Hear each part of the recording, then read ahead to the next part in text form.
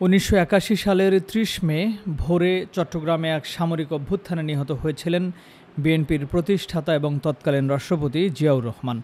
৪৩ বছর আগের সেই হত্যাকাণ্ড নিয়ে এখনও নানান প্রশ্ন উঠতে দেখা যায়, যেগুলো বছরের পর বছর ধরে অমীমাংসিতই রয়ে গেছে।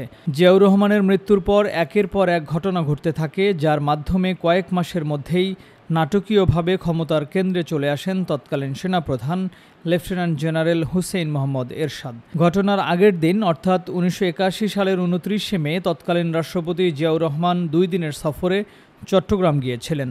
তার সফরের মূল উদ্দেশ্য ছিল নিজের প্রতিষ্ঠা করা রাজনৈতিক দল বিএনপির স্থানীয় নেতাদের মধ্যকার বিরোধ নিরসন। পরিকল্পনা অনুযায়ী প্রথম দিন নেতাকর্মীদের সঙ্গে একের পর এক বৈঠক শেষে মধ্যরাতে ঘুমাতে যান মিস্টার রহমান। এর কয়েক ঘন্টার মধ্যেই সেনাবাহিনীর একটি দল তার উপর গুলি চালায় এবং তিনি ঘটনাস্থলেই নিহত হন। ঘটনার পর ৩০শে মে সকালে রেডিওতে প্রথমবারের মতো জিয়াউর রহমানের মৃত্যুর খবর ঘোষণা করা হয়। তখনকার পত্রপত্রিকার খবরে বলা হয়েছে যে অন্যান্য দিনের মতো সেদিনও চট্টগ্রাম বেতার কেন্দ্র থেকে সকাল ৭টায় সংবাদ সম্প্রচার শুরু হয়, কিন্তু মাত্র ৩ মিনিট চলার পর হঠাৎই সংবাদ পাঠ বন্ধ হয়ে যায়।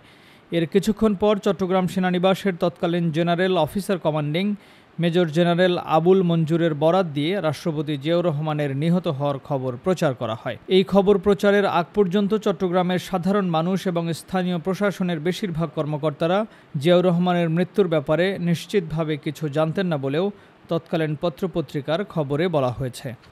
Timeline desk, Dhaka.